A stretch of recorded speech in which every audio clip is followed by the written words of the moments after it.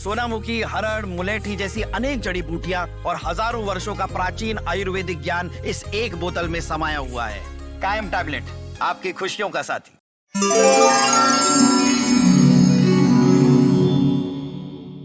नमस्कार, आप देख रहे हैं दैनिक जागरण और मैं हूं आपके साथ अनुराधा शर्मा। साल 2026 अब बस चंद ही दिनों में आने ही वाला है।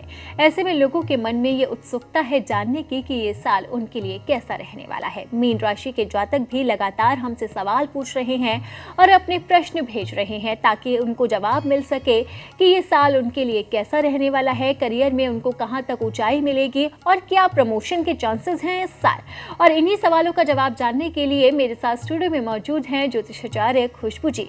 तो खुशबू जी, आपका बहुत बहुत स्वागत है। जी खुशबू जी, मीन राशि के जातक बेकरार है और उत्सुक है जानने के लिए कि उनके लिए ये साल कैसा रहने वाला है, करियर के क्षेत्र में साल कैसा रहेगा, शिक्षा के क्षेत्र में या स्वास्थ्य के क्षेत्र में, कुल मिलाकर ये साल मीन राशि के जातकों के लिए कैसा रहने वाला है। चलिए अनुराधा जी, मीन राशि वालों के सभी सवालों के हम जवाब देते हैं।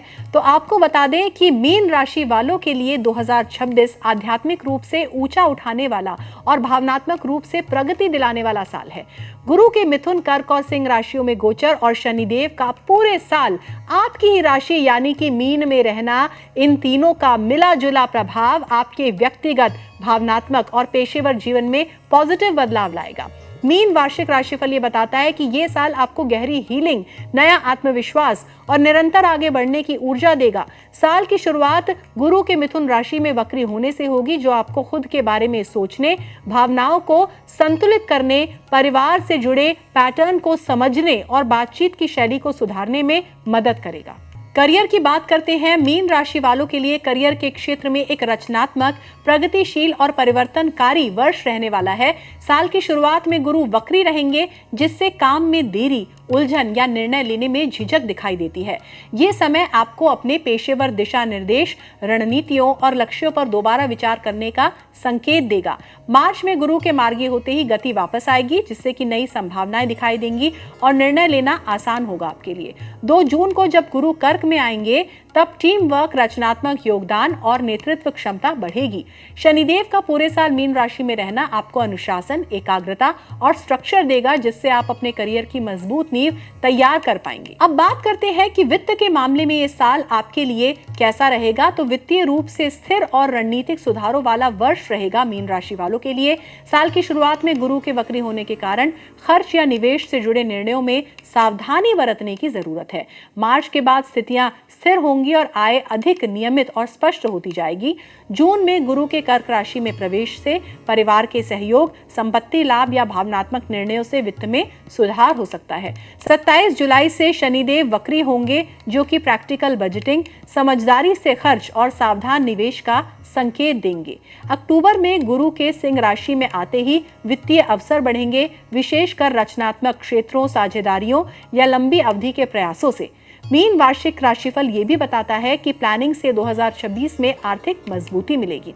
तो चलिए अब स्वास्थ्य की बात करते हैं। तो स्वास्थ्य के मामले में भावनात्मक संतुलन और शारीरिक संयम को मुख्य विषय माना जाता है। यहाँ पर साल की शुरुआत में मिथुन राशि में गुरु के वक्री होने से तनाव, चिंता या मानसिक अस्थिरता महसूस हो सकती है, जिसके लिए जमीन से जुड़े रहना और खुद की देखरेख करना बेहद जरूरी है।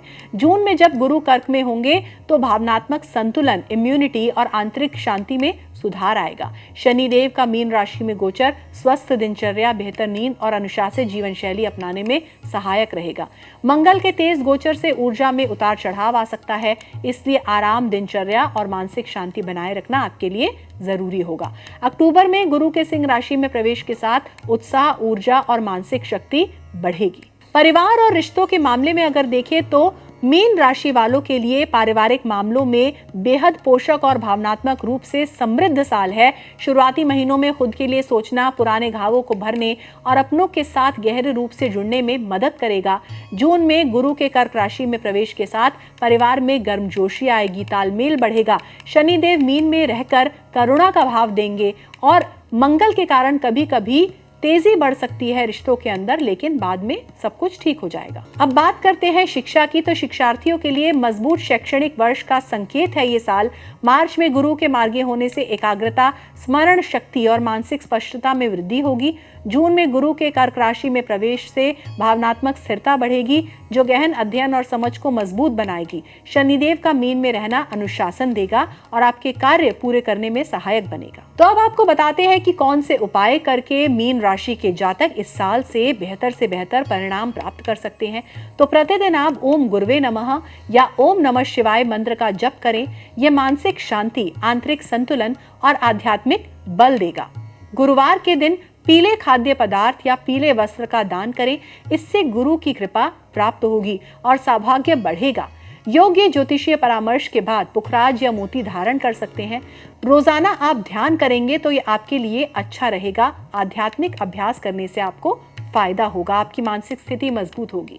घर में फूलों से भरा हुआ पानी का कटोरा रखें।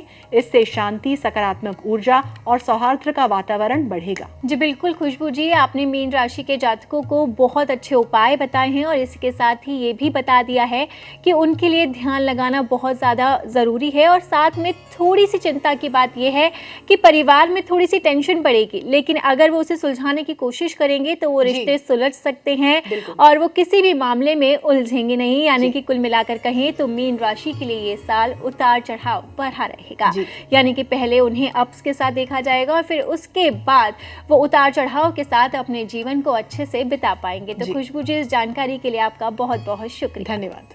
तो जैसे कि मीन राशि के जातकों को इस साल थोड़ा संभल कर रहने की बहुत ज़्यादा ज़रूरत है, हम भी आपको यही सलाह देंगे कि इस साल में आप थोड़ी सावधानियां ज़रूर बरतें ताकि आपका जीवन अच्छे से चल सके। मेरे साथ फिलहाल इस कार्यक्रम में इतना ही। आज के लिए विदा लेना चाहूँगी, फिर मुलाकात होगी। नमस्कार।